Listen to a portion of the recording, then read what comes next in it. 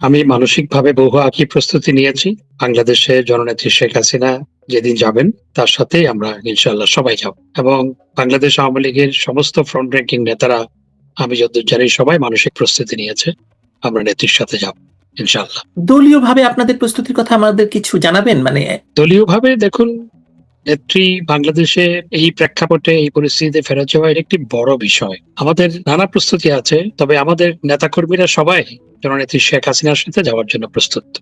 যারা বিদেশে আছে, ভারতে আছে, পৃথিবীর অন্যান্য জায়গায় যারা আছে, সবাই কিন্তু জননেত্রী শেখ হাসিনার সাথে বাংলাদেশে যাওয়ার জন্য মানসিকভাবে প্রস্তুতি নিয়েছে। দেখুন হাসান মাহমুদ, শেখ হাসিনার ফেরাটা অনেকগুলো জিনিসের উপর মানে প্রস্তুতির উপর নির্ভর করে। দলীয় প্রস্তুতি, আইনগত প্রস্তুতি, তারপরে এই মুহূর্তে বাংলাদেশে শেখ হাসিনার থাকার জায়গা পর্যন্ত নেই। কারণ হচ্ছে ধরুন শেখ হাসিনা যেখানে গিয়ে উঠবেন সেই বাড়ি ধ্বংস করে দেওয়া হয়েছে, সুদা সদনে এখন মানে একদমই ধ্বংস করে দেওয়া হয়েছে, 32 ধ্বংস করে দেওয়া হয়েছে, গণভবন তো নেই। মানে সুতরাং প্রস্তুতির অনেকগুলো মাত্রা আছে। আপনি কোনো একটা মাত্রার মানে কথা বলতে পারেন যে মাত্রাতে আপনারা একদম ধরুন গিয়েই একটা একটা একটা জায়গায় শেখ হাসিনার মতো একজন ব্যক্তিত্বকে, একজন রাজনৈতিক ব্যক্তিত্বকে যার উচ্চ মাত্রার ঝুঁকি রয়েছে, নিরাপত্তা ঝুঁকি রয়েছে, তাকে মানে প্রোভাইড করার মতো? দেখুন, আমরা তো জীবনকে হাতের মুঠো নিয়েই দেশে যাব। আমরা সেই প্রস্তুতি নিয়েছি এবং জননেত্রী শেখ হাসিনা বলেছেন তিনি দেশে গিয়ে আদালতে আত্মসমর্পণ করবেন। সুতরাং আমরা কোথায় থাকবো না থাকবো সেটি হচ্ছে ভেরি ইম্যাটেরিয়াল। এটা এটা কোনো এইটাই এইটা কোনো আপনার এই ক্ষেত্রে খুব বেশি প্রাসঙ্গিক নয়, আমি যেটা মনে করি। আমরা আদালতে আত্মসমর্পণ করবো। আমাদের প্রত্যেকের বিরুদ্ধে ভুয়া মামলা, আমার বিরুদ্ধে 250 মামলা, জননেত্রী শেখ হাসিনার বিরুদ্ধে 400 মামলা, এরকম প্রত্যেকের বিরুদ্ধেই মামলা। সুতরাং আমরা গিয়ে কারাবরণ করব। সুতরাং আমরা এবং বর্তমান সরকারের আপনার চিফ প্রসিকিউটর এবং আরো বেশ কয়েকজন তাদের সরকারের মন্ত্রী অনেকেই বলেছে আমাদেরকে গ্রেপ্তার করা হবে, জননেত্রী শেখ হাসিনাকে গ্রেপ্তার করা হবে। আমরা কারাবরণ করার জন্য মানসিকভাবে প্রস্তুত। এবং আমরা কয়েক হাজার নেতাকর্মী যখন যাব বাংলাদেশে জননেত্রী শেখ হাসিনার সাথে, কয়েকশো নয় কয়েক হাজার, তখন সরকারকেই সিদ্ধান্ত নিতে হবে কি করবে। এই ভুয়া মামলাগুলো দিয়ে আমাদেরকে গ্রেপ্তার করে জেলে রাখবে নাকি অন্য কিছু করবে, সেটি সরকারকেই সিদ্ধান্ত নিতে হবে। তার মানে এই যে শেখ হাসিনার ফেরা, মানে এটা তো একজন নেতার দেশে ফেরার কথা মানে ব্যাপার নয়, এটা তো বাংলাদেশের রাজনীতির একটা নতুন সূচনা হতে যাচ্ছে তাহলে। অবশ্যই সেটি নতুন সূচনা নয়, বরং বাংলাদেশকে আপনার 24 সালের জুলাই আগস্টে মেটিকুলাস ডিজাইনের মাধ্যমে যেভাবে বাংলাদেশটাকে ধ্বংস করা হয়েছে, যেভাবে বাংলাদেশকে জঙ্গিদের হাতে তুলে দেওয়া হয়েছে, যেভাবে বাংলাদেশকে স্বাধীনতা বিরোধী অপশক্তির হাতে তুলে দেওয়া হয়েছে, যেভাবে বাংলাদেশকে মব সন্ত্রাসের একটি স্বর্গরাজ্যে রূপান্তরিত করা হয়েছে, যেই দেশে মানবিকতা নাই, যেই দেশে মানুষ পুড়িয়ে হত্যা করা হয়, সেই দেশটাকে পুনরুদ্ধার করার জন্যই জননেত্রী শেখ হাসিনা জীবনের ঝুঁকি নিয়ে, আমরা সবাই জীবনের ঝুঁকি নিয়ে ইনশাআল্লাহ দেশে যাব। এ বিষয়ে আপনাকে আমি আরেকটা প্রশ্ন করতে চাই। কেন ডিসেম্বর? কেন ওনারা বলছেন এখন আসেন আপনারা, এখন আসেন আপনারা? এই যে এখন আসেন কথা বলছেন এবং একটা চ্যালেঞ্জ ছুড়ে দিচ্ছেন। না, এখন আসেন বলছেন না তো, বলছেন যে উনি চাইলেই তো আসতে পারবেন না, এই কথাও বলেছে।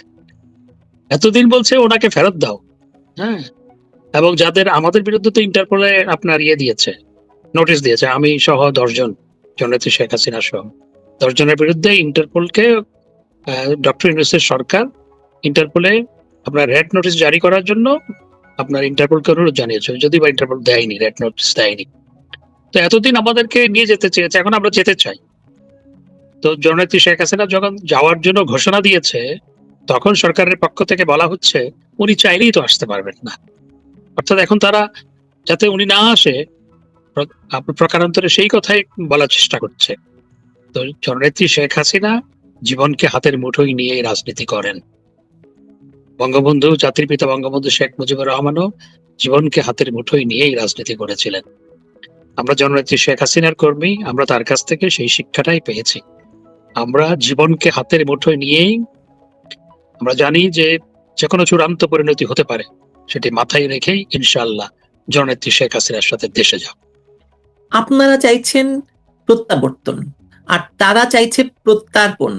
মানে তারা চাইছে প্রত্যার্পণ, যাতে তারা দেখাতে পারে যে শেখ হাসিনাকে ভারত জোর করে পাঠিয়ে দিয়েছে এবং তারা তাকে একজন মানে বন্দী হিসেবে নিয়ে আসতে পারেন। এই দুটোর মধ্যে তো পার্থক্য আছে, তাই না? অবশ্যই পার্থক্য আছে, সেটাই আমরা যাচ্ছি। আমরা জননেত্রী শেখ হাসিনা ভারত সরকার কি করবে, ভারত সরকারকে তো বহু আগে অনুরোধ জানিয়েছে। সেই অনুরোধ কয়েক দফা অনুরোধ জানানো হয়েছে, লিখিতভাবে অনুরোধ জানানো হয়েছে। ডক্টর ইউনূস সরকার অনুরোধ জানিয়েছিল কয়েক দফা।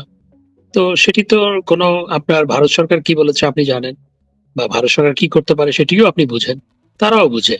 জননেত্রী শেখ হাসিনা, আপনার আপনার মনে আছে নিশ্চয়ই 2007 সালেও তাকে হত্যা মামলার আসামি করা হয়েছিল। আমি এয়ারপোর্টে ছিলাম সেদিন, হ্যাঁ। আচ্ছা, আমি নিজেও ছিলাম। তো তাকে হত্যা মামলার আসামি করা হয়েছিল, এবং সেই হত্যা মামলা, এবং তাকে বলা হয়েছে শুধু হত্যা মামলার আসামি নয়, তিনি যখন আসার জন্য আপনি প্রস্তুতি নিলেন, আসার ঘোষণা দিলেন, সমস্ত এয়ারলাইনকে চিঠি দিয়ে জানিয়ে দেওয়া হলো তাকে যেন আপনার অনবোর্ড না করে, এবং বেশ কয়েকটা এয়ারলাইন্স রিফিউজ করেছে। হ্যাঁ, ব্রিটিশ এয়ারওয়েজ নিষেধ করেছিল। উনি এয়ারপোর্টে, হিথ্রোতে এয়ারপোর্টে ব্রিটিশ এয়ারওয়েজের যিনি এয়ারপোর্ট ডিউটির প্রধান ছিলেন তার সাথে আর্গুমেন্ট করেছিলেন। সেই আর্গুমেন্ট আমি খুব কাছ থেকে দেখেছিলাম। শুধু আর্গুমেন্ট নয়, উনি ওখানে সংবাদ সম্মেলনও করেছেন, হ্যাঁ, এবং সংবাদ সম্মেলন করার পর তারপর ওনাকে পরবর্তীতে তারা অনবোর্ড করে, এবং তিনি দেশে এসেছিলেন। তিনি আসার আগে তার কাছে খবর পাঠানো হয়েছিল যে তিনি যেন দেশে না আসে, এবং তিনি আসলে এয়ারপোর্টেই তার জীবন নাশ হতে পারে, এই সংবাদও তাকে দেওয়া হয়েছিল। আমাদের কাছেও, আমরা যেহেতু নেত্রীর কাজ করতাম, আমি তখন নেত্রীর বিশেষ সহকারী ছিলাম, দলের তখন আমি বনপরিবেশ সম্পাদক, কিন্তু নেত্রীর পক্ষ থেকে আমি প্রতিদিন মিডিয়াতে কথা বলতাম। আমাদের কাছেও নানাভাবে খবর পাঠানো হয়েছে নেত্রীকে যেন বলা হয় যে তিনি না আসে। জননেত্রী শেখ হাসিনা জীবনকে হাতের মুঠোয় নিয়ে তখন গিয়েছিলেন। আমরাও ইনশাআল্লাহ জননেত্রী শেখ হাসিনার সাথে জীবনকে হাতের মুঠোয় নিয়ে দেশে যাব।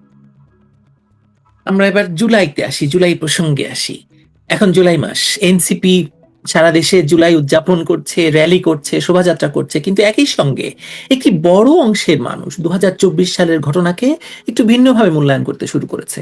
এই জন্য অনেক, মানে আমরা দেখতে পাচ্ছি না যে আসলে এনসিপির এইসব পদযাত্রায় লোক তো একেবারেই হচ্ছে না, এবং মানে কাউকে দেখা যাচ্ছে না। আপনি এই জুলাই উদযাপনের রাজনৈতিক তাৎপর্যটা কিভাবে দেখছেন? যখন জুলাই উদযাপন করতে গিয়ে এনসিপি যেটি দেখিয়ে দিল যে তাদের কোনো জনসমর্থন নাই, এবং তারা বিভিন্ন ডিস্ট্রিক্টে আপনার প্রোগ্রাম দিয়েছে, অনেক ডিস্ট্রিক্টে তারা ভয়ে প্রোগ্রাম দেয়নি, এবং যে সমস্ত ডিস্ট্রিক্টে কয়েকটাতে প্রোগ্রাম দিয়েছে সেখানে দেখা গেছে কোনো মানুষ নাই, কিছু ভাড়াটিয়া মানুষ নিয়ে গেছে, এবং সেটি যে আপনার ভাঙা হাট, সেখানে যে কোনো মানুষ নাই, সেটি আপনারা নিশ্চয়ই সামাজিক যোগাযোগ মাধ্যমে, টেলিভিশনে, বিভিন্ন জায়গায় দেখেছেন। আরে, মতিঝিলে যদি একটা পাগল নাচে, বা আপনার ফার্ম গেটে যদি একটা পাগল নাচে, তার চেয়েও তো বেশি মানুষ হয়। তো তাদের তাদের শোভাযাত্রায় কোনো মানুষ নাই। এখন কেন বলে না রাজুতে আসো, আগে যে বলতো কথায় কথায় রাজুতে আসো, এখন একটু বলে দেখ না রাজুতে আসো, এটা কয়জন যায়? অর্থাৎ জুলাই যে একটা মেটিকুলাস ডিজাইনের মাধ্যমে বাংলাদেশের মানুষকে, বাংলাদেশের তরুণ সমাজ যারা সেই তাদের সাথে ছিল, তাদেরকে ধোঁকা দিয়েছে, প্রতারণা করা হয়েছে, সেটি আজকে মানুষ বুঝে গেছে। এরা মানুষের সামনে এখন প্রতারক, এবং যারা জুলাইতে নেতৃত্ব দিয়েছিল তারা আপনার আগে 120 টাকার স্যান্ডেল পরতো, পরে দেখা যাচ্ছে 20,000 টাকার জুতা পরে। তারা আগে হলের ক্যান্টিনে খেত, পরে নিজেই স্বীকার করেছে যে আমি ওয়েস্টিনে হাঁসের মাংস খেতে যাই। সবচেয়ে আমি নিজে ইন্টারকন্টিনেন্টালে রুম নিয়ে ওনারা মাসের পর মাস দখল করে রেখেছিল, আপনারা দখল করে রেখেছিল, এবং ভাড়া দেয়নি। আর ইন্টারকন্টিনেন্টাল সেই সমস্ত রুমে কি হতো, কি ঘটতো, সেগুলো তো ভাষায় আবার প্রকাশ করা যাবে না। তো সুতরাং আজকে যে জুলাই যারা উদযাপন করছে, তারা বুঝতে পেরেছে, দেশের মানুষ তো বহু আগেই বুঝতে পেরেছে তাদের সাথে যে লোকজন নাই, এবং জুলাই যে একটা প্রতারণা ছিল, এটি আজকে সবার কাছে পরিষ্কার হয়ে গেছে। হাসান মাহমুদ, আজকে সংসদে একটি ঘটনা ঘটেছে, আপনি জানেন কিনা জানি না, লক্ষ্য রাখছিলেন কিনা। সেটা হচ্ছে জামায়াতের আমির শফিকুর রহমান বলেছেন যে আহ, মানে সরকার পক্ষের এক ইয়েতে যে ওনারা বলেছেন গণভোটের কোনো অস্তিত্ব নেই। তখন জামায়াতের আমির বলেছেন গণভোটের অস্তিত্ব না থাকলে নির্বাচনের অস্তিত্ব নেই, সরকারের অস্তিত্ব নেই, বিরোধী দলের অস্তিত্ব নেই। আপনি আপনি এই ব্যাপারটিকে একটু যদি বলেন। আস্তে আস্তে আরো অনেক কথা বেরিয়ে আসবে দেখবেন। এবং যেই নির্বাচনটা করা হয়েছে সেটিও তো একটা আপনার পাতানো নির্বাচন। দেশের 50% বেশি মানুষ যেই দলগুলোকে বা যেই দলকে সমর্থন করে তাদেরকে বাদ দিয়ে ভাগ বটরার একটা নির্বাচন করা হয়েছে।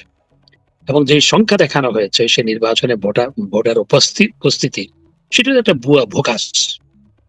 আপনার অফিসিয়ালি ডিক্লেয়ার করা হয়েছে যে গণভোটে অংশ নিয়েছে 11 পয়েন্ট সামথিং, ক্লোজ টু 12%। একই মানুষ ভোট দিতে গেছে। আপনি জাস্ট যুক্তিটা দেখুন। প্রত্যেকটা মানুষকে দুটি করে ব্যালট পেপার দেওয়া হয়েছে। একটা হচ্ছে গণভোটের ব্যালট পেপার, আর একটা হচ্ছে পার্লামেন্ট নির্বাচনের ব্যালট পেপার। তো গণভোটে মাত্র 11 সামথিং বা ক্লোজ টু 12% ভোট পড়লো। আর এখানে কিভাবে 50-60%, 60%-র কাছাকাছি দেখিয়েছে 62। কিভাবে ভোট পড়ে। তো এটা কিভাবে সম্ভব? এটি কোনোভাবে সম্ভব? প্রকৃতপক্ষে 10%-র নিচে মানুষ ভোট কেন্দ্রে গেছে। এটি হচ্ছে বাস্তবতা। না, তার মানে কি ওনারা এটা থেকেই প্রশ্ন এ কথাটা তুললেন কিনা যে শেখ হাসিনার পদত্যাগপত্র নেই, স্পিকারের পদত্যাগপত্র নেই, তার মানে সাংবিধানিক মানে ভাবে সরকার তো হতে পারে না, নতুন কোনো সরকার হতে পারে না। তার মানে এখনো পর্যন্ত আরেক মানে ওই সরকারকে কেউ মানে যদি আপনি ধরেন আইন মানেন, সংবিধান মানেন, তার মানে শেখ হাসিনার সরকার তার মানে এখনো বৈধ। আইন, সংবিধান এবং গণতান্ত্রিক ধারাবাহিকতা যদি মানেন তাহলে তো এই নির্বাচনও নাই, এই নির্বাচনও টিকে না, এক পেশে পাতানো নির্বাচনও টিকে না, এবং সরকারের কোনো অস্তিত্ব থাকে না। তো আজকে জামাতের আমির যে কথাটি বলেছে সেটি প্রকারান্তরে সত্য কথাই বলেছেন। আবার যাই 2024-এর জুলাই আগস্টের ঘটনায়, মানে কেউ একে গণঅভ্যুত্থান বলে, কেউ বলে বিদেশি মদতপুষ্ট সহিংস ক্ষমতা দখল। একজন প্রত্যক্ষ অংশীজন আপনি, কারণ আপনাদেরকে উৎখাত করা হয়েছে। আপনি ওই ঘটনাকে কিভাবে মূল্যায়ন করেন, আপনার দল কিভাবে মূল্যায়ন করে, ইতিহাস এটিকে কি পরিচয়ে স্থান দেবে বলে আপনি মনে করছেন? যখন জুলাই একটা মেটিকুলাস ডিজাইনের মাধ্যমে একটি গণতান্ত্রিক ভাবে নির্বাচিত সরকারকে আপনার বিতাড়িত করা হয়েছিল, উৎখাত করা হয়েছিল। যে ভাষাই বলুন, এটি গণতান্ত্রিক সরকারকে ক্ষমতাচ্যুত করা হয়েছিল। এবং সেখানে আসলে গণমানুষের কোনো অংশগ্রহণ ছিল না, রাজনৈতিক কিছু নেতাকর্মীর অংশগ্রহণ ছিল। ঢাকা শহরে 2 কোটি মানুষ বসবাস করে, ঢাকা সিটি কর্পোরেশনে। এবং ঢাকা সিটি কর্পোরেশনের আশেপাশে গ্রেটার ঢাকা সিটিতে 3 কোটি মানুষ বসবাস করে। ঢাকা এখন পৃথিবীর 2 নম্বর শহর জনসংখ্যার দিক দিয়ে। 30 মিলিয়ন প্লাস জনসংখ্যা ঢাকা শহরে, মানে গ্রেটার ঢাকা সিটিতে। তো সেখানে 2 লাখ মানুষ রাস্তায় ছিল। সেই 2 লাখ মানুষের মধ্যে আপনার 1.5 লাখ মানুষ ঢাকার বাইরে থেকে এসেছে, বিভিন্ন মাদ্রাসা থেকে গেছে, বিভিন্ন জায়গা থেকে মানুষ ভাড়া করা হয়েছে, রোহিঙ্গাদের আনা হয়েছে, কিশোর গ্যাং ছিল। কিশোর গ্যাং ছিল, রোহিঙ্গাদের আনা হয়েছে, তারপর বিভিন্ন বস্তি থেকে টাকা দিয়ে মানুষ আনা হয়েছে। এটা তো গণ অভ্যুত্থান ছিল না, এটি হচ্ছে মেটিকুলাস ডিজাইনের একটা অংশ।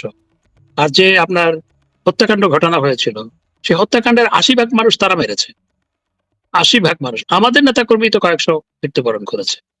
আর যে ডাটা দেওয়া হয়েছে জাতিসংঘের হিউম্যান রাইটস কমিশনের ফুল বোগাস। আমরা এটা প্রতিবাদ করেছি। আজকে অক্সফোর্ডে সজীব ওয়াজেদ জয় এটিকে চ্যালেঞ্জ করেছেন অফিসিয়ালি। আমরা তো হ্যাঁ, উনি তো চ্যালেঞ্জ করেছে এবং he made a very good speech. এবং আমরা জাতিসংঘের আপনার হিউম্যান রাইটস কমিশনের দপ্তরে আমরা তাদের যে আমাদের যে রিবার্টাল সেটা জমা দিয়েছি। প্লাস আমরা সেখানে সংবাদ সম্মেলন করেছি যে আপনার জাতিসংঘের আপনার হিউম্যান রাইটস কমিশন বলে 1400, আর সরকার গেজেট প্রকাশ করেছে 800। তাহলে কোনটা সত্য? সে 800 যে গেজেট প্রকাশ করেছে সেখানে আবার 300, আপনার 250 থেকে 300, আমার সঠিক সংখ্যাটা জানা নেই, মোর দেন 200 এনিওয়ে, তারা আবার জীবিত ফেরত এসছে।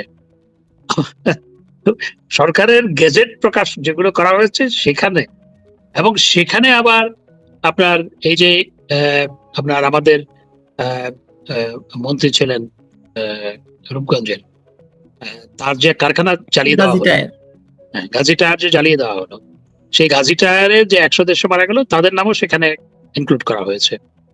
তারপর আমাদের নেতাকর্মীদের যেগুলা মৃত্যুবরণ করেছে তাদের আক্রমণে তাদের ইনক্লুড করা হয়েছে। তারপর আবার সেখানে 800-র মধ্যে, তারপর আবার সেখানে আপনার ভাই ভাইয়ে গন্ডগোল, সেই জন্য যারা মারা গেছে তাদেরকে ইনক্লুড করা হয়েছে, পানিতে পরে মারা গেছে তাদের ইনক্লুড করা হয়েছে, আবার রোড অ্যাক্সিডেন্টে মারা গেছে তাদের ইনক্লুড করা হয়েছে। এগুলো তো আমার কথা নয়, এগুলো বাংলাদেশের বিভিন্ন পত্রপত্রিকায় আপনার প্রকাশিত হয়েছে, এগুলো নিয়ে প্রতিবেদন প্রকাশিত হয়েছে। So this is full bogus. Hasan Mahmud, একটি প্রাসঙ্গিক প্রশ্ন এখানে আসে সব সময়, এবং এটা এতবার বলা হচ্ছে যে শেখ হাসিনা পালিয়ে গেছেন, কিন্তু কি করে একজন পলাতক মানুষকে দেশের সেনাবাহিনীর বিমান আরেক দেশে রেখে আসে? উনি মোটেই পালিয়ে যাননি, উনি দেশ থেকে নিরাপত্তার জন্য সরে গেছেন এবং তাকে ফুল প্রটোকল দেওয়া হয়েছে।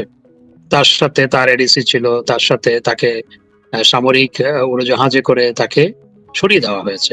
এবং তিনি আসলে ভারতে যেতেও চাননি, তিনি চেয়েছিলেন মূলত টুঙ্গিপাড়া যেতে। তিনি যখন মাঝ আকাশে, তখন উনি জানতে পারেন যে তাকে ভারতে নিয়ে যাওয়া হচ্ছে, এবং তিনি নিজে আমাকে বলেছেন কয়েক দফা আলোচনা হয়েছে এবং তিনি চলে যাওয়ার পরপরও কথা হয়েছে। উনি জানতেনও না, তাকে নিরাপত্তার জন্য সরিয়ে দেওয়া হয়েছে, তিনি পালিয়ে যাননি। তিনি বরং গণভবন অভিমুখে, যেহেতু আপনার এই মেটিকুলাস ডিজাইনের অংশ হিসাবে এই আপনার যারা লুটতরাজকারী তাদেরকে লেলিয়ে দেওয়া হয়েছিল, সেই জন্য সেটাকেও প্রতিহত করা যেত। তার যে আপনার এসএসএফ ফোর্স ছিল বা আমাদের পার্টি ছিল, চাইলে প্রতিহত করতে পারতো, কিন্তু যেহেতু লোক ক্ষয় হবে সেজন্য তিনি সেটি করেননি। তিনি বরং সেখান থেকে সরে গিয়ে তিনি টুঙ্গিপাড়া যেতেন। তৃতীয় একটি পথ বেছে নিয়েছেন, কারণ আসলে তো মানে এই সময় যে ওটাও করা যেতে পারে সেটা তো আসলে অনেকেই ভাবতে পারেননি। এবং তিনি সরে গিয়ে টুঙ্গিপাড়া যেতে চেয়েছিলেন মূলত, যাতে লোক ক্ষয় না হয়। আপনারা দেখেছেন যে আমার সাথে টেলিফোনে আলাপের একটা অডিও ভাইরাল হয়েছে। হ্যাঁ, সেটি এই সরকারি, মানে ডক্টর ইউনূসের সরকারই ছেড়েছিল। সেটি দুপুর 12টার দিকে মনে হয় আমার সাথে কথা হয়, সেদিন 5 তারিখ 12টা, 12:15। তখন উনি বলছিলেন যে আমি থাকবো না, আহ, এবং আমি আমি এভাবে মানুষের মৃত্যু হোক সেটা আমি চাই না, আমি থাকবো না, সেই কথা কিন্তু তিনি বলেছেন। অর্থাৎ তিনি যাতে এই সাংঘর্ষিক পরিস্থিতির অবসান হয় এবং মানুষের জীবন ক্ষয় যাতে না হয়, সেই জন্য তিনি সেদিন গণভবন থেকে সরে গিয়ে অন্য কোনো জায়গায়, ওনার পছন্দের জায়গা ছিল টুঙ্গিপাড়ায় যেতে চেয়েছিলেন, কিন্তু তাকে সামরিক বিমানে করে ভারতে সরিয়ে নেওয়া হয়েছে। তিনি পালিয়ে যাননি, মোটেই পালিয়ে যাননি। আবার আরেকটি প্রশ্ন করতে চাই 2024-এর ঘটনা নিয়ে, যে 2024 সালের আন্দোলনের সময় প্রকাশ্যে সমর্থন দেওয়া অনেক জনপ্রিয় অভিনয় শিল্পী, সঙ্গীত শিল্পী, শোবিজ ব্যক্তিত্ব এখন সেই আন্দোলনের নেতৃত্ব এবং সমন্বয়কদের সমালোচনা করছেন, এবং জুলাই নিয়ে একটা যে জার্গন আছে সেই জার্গনটি ব্যবহার করছেন। তারা আসলে এটি ব্যবহার করতে চাইছেন না খারাপ অর্থে, কিন্তু এটি আসলে এখন জুলাইকে তো আসলে খুব ডিফেম হয়ে গেছে, এটা তো আসলে মানে উপায় নেই, চাইলেও আপনি জুলাইকে নিয়ে ভালো কিছু বলতে পারছেন না। তো আপনি কি এটাকে জনমতের পরিবর্তন হিসেবে দেখেন, নাকি তারা এখন অভিজ্ঞতার ভিত্তিতে আগে ভালো ছিলাম বা নতুন মূল্যায়ন করছেন? জনমত তো প্রকৃতপক্ষে এখন জুলাইয়ের বিপরীতে। আমি সামাজিক যোগাযোগ মাধ্যমে দেখি যে অনেকে লিখছে যেখানে জুলাই সেখানে গণধোলাই। আমি তাদের সাথে সুর মিলাতে চাই না, কিন্তু এটা সামাজিক যোগাযোগ মাধ্যমে ব্যাপকভাবে লেখালেখি হচ্ছে, এবং জুলাইতে যে মানুষ প্রতারিত হয়েছে সেটি মানুষ, আপামর জনতা সেটি বুঝতে পেরেছে। সেই কারণে আজকে জননেত্রী শেখ হাসিনার অ্যাপ্রুভাল রেট 90%, এবং আওয়ামী লীগের জনপ্রিয়তা, আমরা 15 বছর যতদিন ক্ষমতায় ছিলাম, 15 বছর 7 মাস, তখনকার যে কোনো সময়ের তুলনায় আওয়ামী লীগ এখন অনেক বেশি জনপ্রিয় একটি দল। কারণ মানুষ বুঝতে পেরেছে একটা মেটিকুলাস ডিজাইনের মাধ্যমে মানুষের সাথে প্রতারণা করে জুলাইয়ে একটি নির্বাচিত সরকারকে ক্ষমতাচ্যুত করা হয়েছে, এবং এটি জনমতের প্রতিফল। আর যে সমস্ত আপনার অভিনয় শিল্পী বা শোবিজের যারা, আমি তো তথ্যমন্ত্রী ছিলাম 5 বছর, দলের প্রচার সম্পাদক ছিলাম 7 বছর, সুতরাং তাদের অনেকের সাথে আমার পরিচয় আছে, জানাশোনা আছে, তাদের সাথে কাজ করেছি আমি। তারা অনেকেই আপনার তাদের প্রোফাইল লাল করেছিল, তো যাদেরকে অনেকে আবার বলে যে লাল বদর, আমি সেটা বলতে চাই না, তারা প্রোফাইল লাল করেছিল, ঠিক আছে। এখন তারা বুঝতে পেরেছে তারা সেদিন প্রতারণার শিকার হয়েছে, তাদের উপলব্ধি এসছে যে এটি একটি জুলাই একটি প্রতারণা ছিল।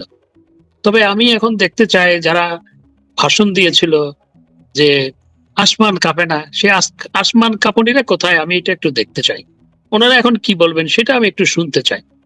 যে আজকে যখন আপনার জেলখানার মধ্যে আমাদের 200 নেতাকর্মীকে পিটিয়ে হত্যা করা হয়, অর্থাৎ নির্যাতনের কারণে হত্যাকাণ্ডের শিকার হয়, যখন নুরুল মজিদ হুমায়ুন মৃত্যুর পরও তাদের হাতে হাত করা, এবং যখন রমেশচন্দ্র সেন ৮৬ বছর বয়সে তাকে রশি দিয়ে বাঁধা হয়, যখন আপনার ছাত্রলীগের নেতাকর্মীদের মেরে 7 জনকে আপনার তুরাগ নদীতে ভাসিয়ে দেওয়া হয়, যখন বাংলাদেশে প্রতিদিন নদীতে লাশ পাওয়া যাচ্ছে, সে আসমান কাপুরিরা কই এখন? আমি তাদের তারা তো কথাটা আর একটু জানতে পারলে ভালো হতো। আপনাদের জন্য কাঁদবে না, আওয়ামী লীগ ছাত্রলীগের জন্য কাঁদবে না, তাদের আসমান কাঁপবে না। কিন্তু প্রশ্নটা হচ্ছে যে ধরুন এই যে এত বড় মানে আমি বলবো গণহত্যাই হচ্ছে, এখন একটা নীরব গণহত্যা চলছে সারা দেশব্যাপী। এই গণহত্যাকে মানে স্বীকৃতি পর্যন্ত কেউ দিচ্ছে না, মানে কোনো একজন বুদ্ধিজীবীর পক্ষ থেকে, কোনো একজন আইনজীবীর পক্ষ থেকে এই কথাগুলো বলা হচ্ছে না। এটা তো এক ধরনের মানে এটা কি ভয় থেকে? আপনার কি মনে হয় ভয় থেকে, নাকি মানে অন্য কিছু আছে? তো আমারও প্রশ্ন হচ্ছে, সেই বুদ্ধিজীবীরা কই? আগে যে বিবৃতি দিত, তারা কই এখন? এবং প্রেস ক্লাবের সামনে যারা মানববন্ধন করত, সেই বুদ্ধিজীবী, নারী অধিকার কর্মী, ওনারা কোথায় এখন? হ্যাঁ, একটা ভয়ের সংস্কৃতি বাংলাদেশে চালু করা হয়েছে। তো এতই যদি ভয়, তাহলে আপনারা একটা বিবৃতিও দিতে পারেন না? আপনারা প্রেস ক্লাবের সামনে দাঁড়াতে হয়তো আপনাদের ভয় লাগে। ভয় কিসের? সেই ভয়কে জয় করে তো অনেকেই কথা বলছে। একজনকে দেখলাম যে আপনার 10 টাকা দিয়ে আপনার সচিবালয়ের সামনে আপনার ভাত বিক্রি করছে। আরো অনেকেই তো কথা বলছে। আপনারা এত বড় বড় বুদ্ধিজীবী, আপনাদের বুদ্ধিগুলো কি সব লোপ পেল? সেটি আমারও প্রশ্ন। আজকে কই সেই বুদ্ধিজীবীরা? এরা যদি ভবিষ্যতে আবার মুখ দেখায়, আমি মনে করি জাতি তাদেরকে প্রতারক বলবে। যারা আজকে চুপ হয়ে আছে, যারা আজকে এই অনাচারের মধ্যে, যারা আজকে এই মব সন্ত্রাসের মধ্যে, যারা আজকে নীরব গণহত্যার মধ্যে মুখে কুলুপ এঁটেছে, চুপ করে আছে, মানুষ তাদেরকে চিনে গেছে। তারা সুযোগ সন্ধানী, প্রতারক, বিবৃতিজীবী। বুদ্ধিজীবীর নামে তারা বিবৃতিজীবী। সুতরাং এদেরকে মানুষ ভবিষ্যতে আর কখনো বিশ্বাস করবে না। হাসান মাহমুদ, 5 মাস হয়ে গেছে একটি সরকার ক্ষমতায় আছে, এবং মানে দেশে বিদেশে এই সরকার নিয়ে এখন নানা ধরনের কথা চলছে। আপনি মানে মানে একটা সরকারের মানে নেতৃত্ব স্থানীয় স্থানীয় পর্যায়ে ছিলেন, আপনি মন্ত্রী ছিলেন। এই 5 মাসে সরকারের সাফল্য এবং ব্যর্থতা নিয়ে আপনার কি মানে একটা মূল্যায়ন, মানে ছোট অল্প কথা যদি বলেন। সরকারের একটা সাফল্য আছে যে জয় বাংলা স্লোগান দিলে গ্রেপ্তার করতে হয়। সরকারের সাফল্য হচ্ছে আপনার জয় বাংলা স্লোগান দিলেই, বঙ্গবন্ধুর ভাষণ বাজালে, আওয়ামী লীগের কথা বললে তাদেরকে গ্রেপ্তার করা। এটি হচ্ছে সরকারের সাফল্য। অন্য কোনো সাফল্য তো আমি দেখি না। আমরা সবাই ডক্টর ইউনূসকে দোষ দিচ্ছি হামের টিকা না দেওয়ার জন্য, বা হামের টিকা 2 বছর ধরে না দেওয়ার জন্য। সরকার তো এখন দেশ চালাচ্ছে আরেকটা সরকার, তাই কি তাদের নাই? আজকে সারা দেশে বন্যা, ওই বন্যার্তদের পাশে সরকার যেভাবে ঝাঁপিয়ে পড়ার কথা ছিল, সেটি কি দেখতে পাচ্ছি আমরা? আমরা দেখতে পাচ্ছি না। আমার মনে আছে বরং প্রধানমন্ত্রী তো এখন বাস নিয়ে পদ্মা সেতু পার হচ্ছেন। বস নিয়ে পদ্মা সেতু পার হচ্ছেন, উনি সেলফি তুলছেন, উনি তারপর আপনার কদিন আগে সিনেমায়ও গেছেন। হ্যাঁ, সেলফি তোলা, সিনেমা দেখা, আমি এটাকে খারাপ বলছি না, কিন্তু সেটা কখন করবেন? সেটা তো টাইমিং আছে। সেটা তো, এবং আমার তো তাদের সহযোগীরাই তো আছে সমালোচনা করছে যে দেশের মানুষ যখন পানের পানিতে ডুবে যাচ্ছে, তখন প্রধানমন্ত্রী সেলফি তোলে। এই কথা তাদের সহযোগীরাই বলছে। এবং সুতরাং শিক্ষামন্ত্রী ধরুন পরীক্ষা বাতিলের মতো একটা মানে কাজ করতে পারছেন না, পরীক্ষাটা পর্যন্ত চলছে এই বানের পানির ভেতরে। শিক্ষামন্ত্রী সম্পর্কে আমি কিছু বলতে চাই না, কারণ আমি নিজেও শিক্ষকতা করেছি। আমি মন্ত্রী থাকাকালীনও পার্ট টাইম শিক্ষকতা করেছি, তার আগে তো পুরো দোস্তর শিক্ষকতা করেছি। তো শিক্ষামন্ত্রীকে নিয়ে ছাত্ররা কি লিখছে, শিক্ষামন্ত্রীকে ছাত্ররা আমি বলতে চাই না, কারণ শিক্ষামন্ত্রী একজন সম্মানী মানুষ, আমি তার সম্পর্কে কিছু বলতে চাই না। কিন্তু ছাত্ররা বলছে শিক্ষামন্ত্রী একটা জোকার। হ্যাঁ, আমি সেটা বলতে চাই না। এবং তিনি শুধু পরীক্ষায় নকল, এখন কি নকল হয়? এখন পরীক্ষার সিস্টেমেই তো বদলে গেছে। পরীক্ষার সিস্টেমে তো নকলের সুযোগ নাই আসলে। তো তো আজ থেকে 20-30 বছর আগের যে সিস্টেম, সেই সিস্টেম তো নাই এখন। তো সুতরাং শিক্ষামন্ত্রী সম্পর্কে আমি কিছু বলতে চাই না। ইদানিং বিষয়ে একটু চুপচাপ আছেন দেখতে পাচ্ছি, কিন্তু তিনি যে প্রথম কয়েক মাস যা করলেন, এটা ইটস এ ফান। এবং ছাত্ররা এগুলো নিয়ে যেভাবে ট্রল করেছে, যেভাবে, এটি উন্নত দেশ হলে, ইউরোপের কোনো দেশ হলে শিক্ষামন্ত্রী এগুলোর কারণে পদত্যাগ করতো। আপনার সবচেয়ে মানে এই সরকারের নীতিগত ভুল কি বলে মনে হয়? প্রথমত নীতিগত ভুল হচ্ছে, আমি যেটা মনে করি সেটি হচ্ছে, এই সরকার যেটি পারত সেটি হচ্ছে প্রথম থেকে যে politics of confrontation and politics of হেইটটাকে আপনার অ্যাবান্ডন করে সবাইকে অ্যাকোমোডেট করার একটা রাজনীতি করতে পারতো, সেটি তারা করেনি। এবং সবচেয়ে বড় ভুলগুলোর মধ্যে তো অনেকগুলো ভুল আছে, যেমন যে ইন্ডেমনিটি দেওয়া হলো, এই যে পুলিশ হত্যা, তারপর জুলাই আগস্টে যে সমস্ত ঘটনা ঘটেছে সেগুলোর কোনো বিচার হবে না, নির্বিচারে মানুষ হত্যা, সেগুলোর যে বিচার হবে না সেটাকে যে আইনি রূপান্তর করলো, সেটি তাদের বড় ভুল। এবং আওয়ামী লীগ যে নিষিদ্ধ করা হয়েছিল একটি প্রেস নোট দিয়ে, একটি অর্ডার দিয়ে, সেটিকে যে তারা আইনি রূপান্তর করলো, সেটিও একটা বড় ভুল। ইতিহাসের পুনরাবৃত্তি হয়। আজকে সজীব ওয়াজেদ জয় এই কথাটি বলেছেন তার বক্তব্যে অক্সফোর্ডে, যে মানে এটা এটা একটা মানে ভবিষ্যতে যদি কন্টিনিউ করা হয় তাহলে একটা দেশকে একটা গৃহযুদ্ধের দিকে ঠেলে দেওয়া হবে, এ কথা উনি বলেছেন। কিন্তু আমার প্রশ্নটা আপনার কাছে, যে ধরুন এই যে আওয়ামী লীগকে রাজনৈতিক প্রক্রিয়া থেকে দূরে রাখা, দলের বিরুদ্ধে নিষেধাজ্ঞা, নেতাকর্মীদের বিরুদ্ধে ধারাবাহিক মামলা, হত্যা, আপনি বাংলাদেশের গণতন্ত্র এবং বহুদলীয় রাজনীতির জন্য এই কতটা দীর্ঘমেয়াদী ঝুঁকি হিসেবে দেখেন এটাকে? এটা তো একটা দীর্ঘমেয়াদী ঝুঁকি, অবশ্যই। এবং যেই উদাহরণ তৈরি করা হলো, এগুলো যদি কন্টিনিউ করে, সজীব ওয়াজেদ জয় যথার্থই বলেছেন, তাহলে যেটি হবে, বাংলাদেশে কখনো আপনার এই confrontational politics, politics of hate কখনো বাংলাদেশ থেকে যাবে না।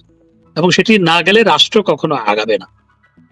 যেটি বিএনপি এখন করেছে বা করে যাচ্ছে, আমরা আশা করেছিলাম সজীব ওয়াজেদ জয়ও নির্বাচনের পরপরই সাক্ষাৎকার দিয়ে বলেছিল যে আমরা বিএনপি যদি আলোচনা করতে চাই, আমরা আলোচনার পক্ষপাতী, রাজনীতির মধ্যে আলোচনা থাকতে হয়। আমিও তার বক্তব্যের সাথে ইকো করেছিলাম বিভিন্ন সাক্ষাৎকারে।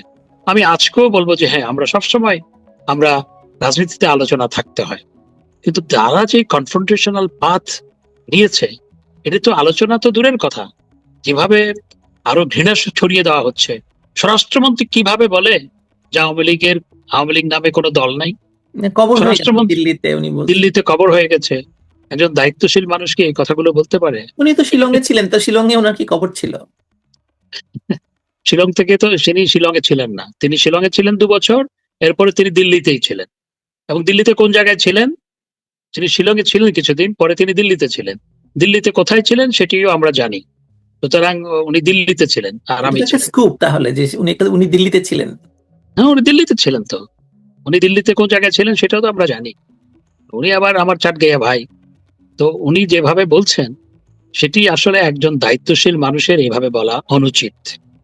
এটি একটি ছাত্র দলের, আপনার কলেজের নেতা বলতে পারে, এটি ছাত্র দলের ওয়ার্ডের নেতা বলতে পারে, কিন্তু ওনার মুখে এই কথাগুলো মানায় না। কিন্তু উনি এগুলো তো ডিফ্যাক্টো প্রধানমন্ত্রী প্রায়, ওনার এত ক্ষমতা, উনি তো প্রধানমন্ত্রীর মানে উনি যে ছায়া প্রধানমন্ত্রী মানে বলতে পারেন। মানুষে তাই বলে অনেকে, আমি জানি না আসলে কি, মানুষে তাই বলে অনেকে। তো এই politics of denial, confrontation and hate, এগুলো যদি সর্বোচ্চ লেভেল থেকে এভাবে এগুলোকে উস্কে দেওয়া হয়, দেশের জন্য সেটি সর্বনাশ ডেকে আনছে। আমি মনে করি যে সবারই উপলব্ধি হওয়া দরকার, আমাদেরও উপলব্ধি হওয়া দরকার, বিএনপি সহ সমস্ত দলের উপলব্ধি হওয়া দরকার যে পলিটিক্স অফ হেইট, কনফ্রন্টেশন দেশের জন্য সর্বনাশা। এবং এগুলো চিরদিনের জন্য অ্যাবান্ডেন্ট হওয়া উচিত। আর রাজনীতির মধ্যে আলাপ আলোচনা থাকতে হবে, এবং রাজনীতির মধ্যে থেকে চিরতরে politics of hate, denial, confrontational politics abandoned করতে হবে। বাংলাদেশ আজকে যেভাবে সামাজিকভাবে বিভক্ত করে ফেলা হয়েছে, একদল আরেকজনের ছায়াও মারায় না, এই যে পরিস্থিতি, এটি কোনো সমাজ, দেশ, রাষ্ট্রের জন্য তো কখনো সুখকর নয়। এটি কন্টিনিউ করতে দেওয়া যায় না। আমরা যদি, আল্লাহ যদি আমাদেরকে সুযোগ দেয়, আমরা তো এই কাজ, তারা যেই পথে হাঁটছে আমরা সেই পথে হাঁটবো না। আমি যেটা মনে করি, আমরা কখনোই। আপনারা তো অতীতে হাঁটেনও নাই, মানে অতীতে কি এইভাবে যেভাবে একটি দলকে নিশ্চিহ্ন করে দেওয়ার যে ইয়ে হচ্ছে, 17 বছর ধরে জামাতকেও তো আপনারা নিষিদ্ধ করেন নাই, আপনারা বিএনপিও রাজনীতি করে গেছে এবং বিএনপির মানে নির্বাচনে অংশ নিয়েছে, যখন চায়নি আবার নির্বাচনে অংশ নেয়নি। সুতরাং মানে আওয়ামী লীগের রাজনীতির সঙ্গে তো বোধহয় পার্থক্য তো এটাই আসলে, যে একদল চায় আরেক দলকে নিশ্চিহ্ন করতে, কিন্তু আওয়ামী লীগের ক্ষেত্রে সেটা হয়নি কখনোই। আমরা তো বিএনপিকে নিশ্চিহ্ন করতে চাইনি।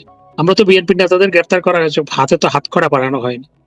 এখন যে আমাদের সিনিয়র নেতাদেরকে হাতে হাতকড়া পরানো হয়েছে, ইদানিং একটু কম হচ্ছে, কিন্তু হয়েছে, এই সরকারের আমলেও হয়েছে। এই যে এগুলো এগুলো তো খারাপ উদাহরণ তৈরি করছে। মির্জা ফখরুল ইসলাম আলমগীর সাহেবরা আপনার জেলে গেছে বহুবার, তাদেরকে হাতকড়া পরানো হয়েছিল, তাদের ডিভিশন দেওয়া হয়েছিল, যথার্থ সেখানে ট্রিটমেন্ট দেওয়া হয়েছে। আমাদের নেতাদেরকে তো সেটি করা হচ্ছে না, কারাগারের মধ্যে নির্যাতন করা হচ্ছে।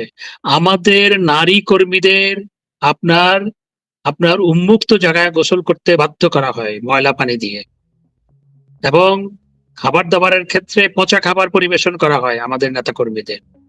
এই যে পরিস্থিতি কারাগারের মধ্যে, এগুলো এখন হচ্ছে, আগে তো হয়েছে, এখনো হচ্ছে এগুলো। ডক্টর হাসান মাহমুদ সম্প্রতি তারেক রহমান স্বীকার করেছেন যে তার মায়ের চিকিৎসা বাংলাদেশে ভালো হয়েছে যখন তিনি কারাবন্দী ছিলেন, কিন্তু অপরদিকে তাদের মানে বিএনপি থেকেই বলা হয়েছিল যে বেগম খালেদা জিয়াকে বিষ প্রয়োগ করা হয়েছিল আপনাদের সময়। বেগম খালেদা জিয়াকে তো আপনার আমরা তো বিদায় নিয়েছি অনেকদিন আগে, 2 বছর হয়ে গেল, প্রায় 2 বছর হচ্ছে। তো খালেদা জিয়া কতদিন পরে বিদেশে গিয়েছিলেন? আমরা যখন ক্ষমতায় ছিলাম খালেদা জিয়া এখনই বিদেশ না পাঠালে ওনার জীবন নাশের সম্ভাবনা রয়েছে। কতদিন পরে বিদেশ গিয়েছিলেন? আমার মনে হয় প্রায় 1 বছর পরে। 1 বছর পরে। 1 বছর পরে উনি বিদেশ গিয়েছিলেন। তো সত্য সবসময় বেরিয়ে আসে। আজকে তারেক রহমান যে স্বীকার করেছেন, তিনি তার মায়ের বেগম খালেদা জিয়ার প্রতি যথাযথ সম্মান শ্রদ্ধা রেখেই বলতে চাই, কারণ তিনি আমার মায়ের বয়সী। আমি তাকে শ্রদ্ধা রেখেই বলতে চাই, জননেত্রী শেখ হাসিনা অনেকে বিরোধিতা করেছিল আমাদের সরকারের মধ্যে, এরপরও তার সাজা স্থগিত করে তাকে বাসায় থাকতে দিয়েছিলেন। তো আজকে আমাদের নেত্রী জননেত্রী শেখ হাসিনা, তিনি আজকে তার উপর যে আপনার রায় দেওয়া হয়েছে, এটা একটি ভুয়া রায়, একটি ফরমায়েশি রায়, একটা ক্যাঙ্গারু কোর্টের রায়, যেটি সারা বিশ্বব্যাপী নিন্দিত হয়েছে। তো তারা কি যে বদান্যতা জননেত্রী শেখ হাসিনা খালেদা জিয়ার প্রতি দেখিয়েছিলেন, সেই বদান্যতা কি তারা দেখাবেন? সেটি আজকে বড় প্রশ্ন। ডক্টর হাসান মাহমুদ, শেষ প্রশ্ন করতে চাই যে আমরা দেখলাম যে ডক্টর ইউনূসের মানে অবৈধ সরকার ক্ষমতায় বসেই সব সাজাপ্রাপ্ত আসামিদের, সকল সাজাপ্রাপ্ত আসামিদের মুক্ত করে দিল, এমনকি যারা যুদ্ধাপরাধের দায়ে মৃত্যুদণ্ডপ্রাপ্ত আসামি তাদেরকেও মুক্ত করে দেওয়া হলো। আপনাদের সামনে তো প্রেসিডেন্স আছেই এই ইয়ে করার, এই মানে যে আদালত এখন চলছে সেই আদালতের হাতে তো প্রেসিডেন্স আছেই, মানে মৃত্যুদণ্ডপ্রাপ্ত আসামিদের মুক্ত করে দেওয়ার মতো। মৃত্যুদণ্ডপ্রাপ্ত আসামিদের মুক্ত করে দেওয়া হয়েছে, তাদের অনেকে এমপি হয়েছে। তো এখন এগুলো তো রাজনৈতিক বিচার, আসলে এগুলো হচ্ছে রাজনৈতিক বিচার এবং প্রতিহিংসামূলক বিচার, ডক্টর ইউনূসের প্রতিহিংসামূলক বিচার। এখন তো ডক্টর ইউনূসের বিচার করা দরকার, বাংলাদেশের মাটিতে এখন ডক্টর ইউনূসের বিচার করা দরকার। আমি বর্তমান সরকারের কাছে দাবি করব ডক্টর ইউনূস এবং উপদেষ্টাদের বিচার করার জন্য। এই চটাং কথা বলতো যে সমস্ত উপদেষ্টা, একজন কি বলেছিল, 50 বছর রাজনীতিবিদরা কিছু করতে পারে না, এই বিধায় ওনাদের আসতে হয়েছে। উনি দেখলাম যে লাল গালিচা বিছিয়ে উনি আপনার খাল খনন করতে গেছে, ওখানে লাল গালিচা পড়া। আপনি তো, ওনাকেই বলছি, আপনি তো অনেক মামলা করেছিলেন, আমি তো পরিবেশ মন্ত্রী ছিলাম, আমার সময় অনেক মামলা করেছিল, তো অনেক মামলা করেছিল হাইকোর্টে, তারপর আপনার বিভিন্ন সভা সমিতিতে অনেক কথা বলতো। আমাদের সময় আমরা পলিথিন নিষিদ্ধ করে ফেলেছিলাম, ব্যবহার একদম অনেক কমিয়ে এনেছিলাম। কই আপনি 2 বছর ছিলেন, কিছু করতে পেরেছেন? পলিথিন নিষিদ্ধ হয়েছে, পলিথিন বন্ধ হয়েছে? আমার তার কাছে প্রশ্ন যে চটাং এই সমস্ত আপনার হামের টিকা না দেওয়া, এই মব সন্ত্রাস, এগুলোর জন্য তো তারা দায়ী, তাদের বিচার হওয়া দরকার। ডক্টর ইউনূস সহ এদের সবার বিচার হওয়া দরকার। শেখ হাসিনা ফিরলে সাংবিধানিক কোনো চ্যালেঞ্জ হবে বলে মনে হয় আপনার? সাংবিধানিক কোনো চ্যালেঞ্জ না, চ্যালেঞ্জ হবে যারা রাষ্ট্রটাকে আজকে পিছিয়ে দিয়েছে, রাষ্ট্রটাকে আজকে মপতন্ত্রের হাতে তুলে দিয়েছে, রাষ্ট্রটাকে আজকে যারা স্বাধীনতা বিরোধী অপশক্তির হাতে তুলে দিয়েছে, জঙ্গিদের হাতে তুলে দিয়েছে, তাদের জন্য চ্যালেঞ্জ হবে।